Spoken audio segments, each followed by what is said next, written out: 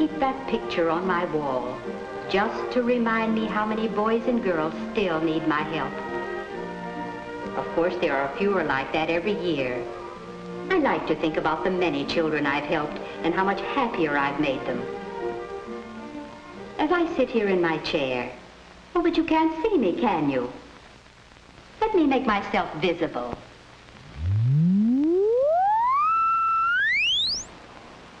There. I keep myself invisible most of the time. That way it's easier for me to help boys and girls learn good habits. Lots of times they don't even know I'm helping them. Let me tell you about one boy I've been helping. His name is Stanley. I use my magic wand to take you to him. Ready? Let's go! I'd already helped Stanley a lot. He had many good habits. He washed his face at least twice a day and his hands 4 or 5 times a day. He did it every day without having to think about it because it was a habit. But there was one habit Stanley hadn't learned yet. He didn't clean his fingernails when he washed his hands. And goodness, how dirty they were. So I decided to use my magic. I said, Stanley, dirty nails carry germs, and they look ugly, too. You go right back and brush them.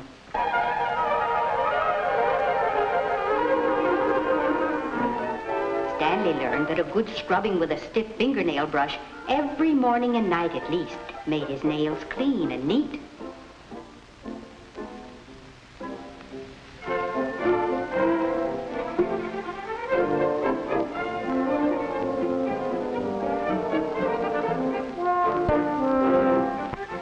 To dry his hands carefully, especially around the fingernails. Once he learned these good habits, no one ever scolded him for dirty nails again. Washing his hair every week is another good habit I helped Stanley learn. I taught him to start by washing his comb and brush each time he washes his hair.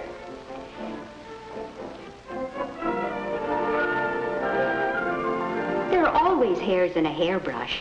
I'll tell you why in a moment. After they're out, he washes his comb and brush in soapy water and then rinses every bit of soap out. He washes his hair under the shower. Warm water, a mild soap or shampoo, and plenty of gentle rubbing is all it takes.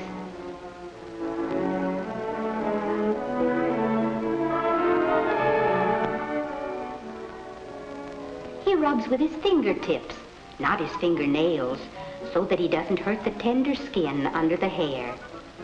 When he rinses out this soaping, his hair is fairly clean, but not quite clean enough. Under soaping will really do the job.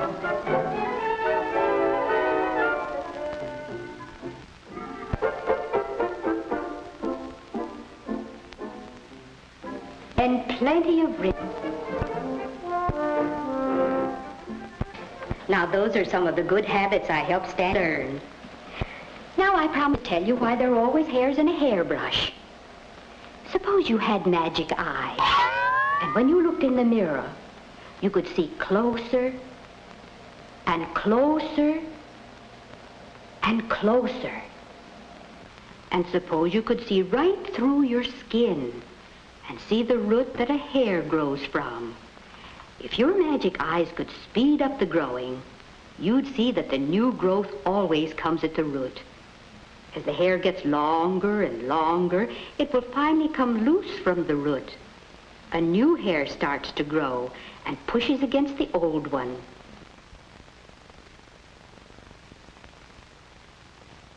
Brushing pulls out the old hair and leaves more room for the new one. If your magic eyes look closer, they'd see little on each hair. Beeswax make which protects your skin and hair from getting too dry to spread this oil all over your hair and makes it glossy and pretty. When this oil gets dirty, soap is used to it so it can be washed away, but every bit of the soap must be rinsed out afterwards, since any soap that's left will leave a dull film over your hair and keep it from pretty again. The nail grows from a root, too, under the fold of skin at the base. The edge of the cuticle.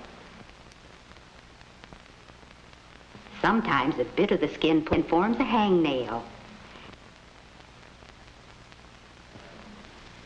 As the nail grows, it should be trimmed to just cover your fingertip.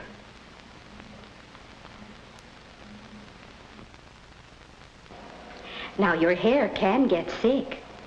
If you notice anything, be sure to tell your parents or teacher about it right away. It may be a disease called ringworm. It makes your head itch. Sometimes the hair falls out in patches. A doctor can help cure this disease. Another disease is dandruff.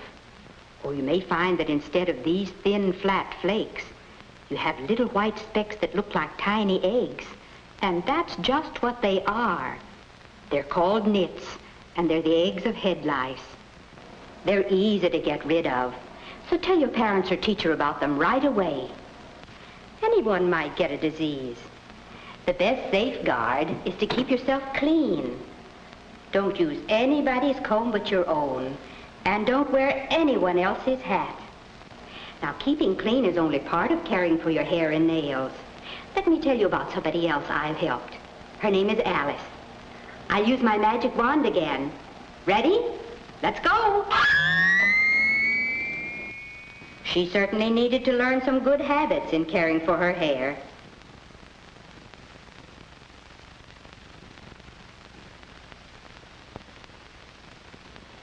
So I used my magic. I said, Alice, you go right back and brush your hair till it shines.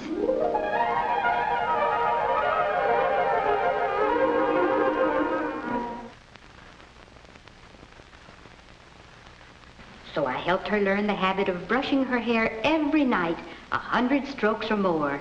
That sounds like a lot, doesn't it? But it's worth taking the time for. It makes hair gleam and glisten. But even more important, it makes hair healthier, too. So it's just as important for boys as it is for girls.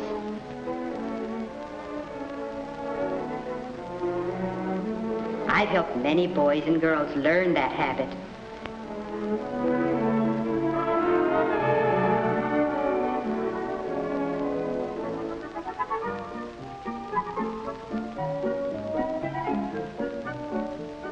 I helped Alice learn to take care of her nails, too.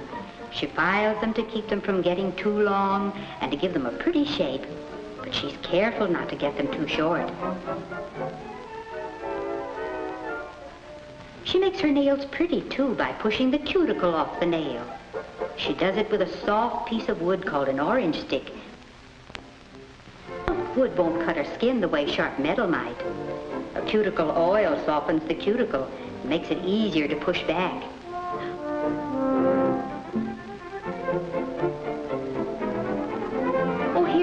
Hangnail. Hangnails are really nails.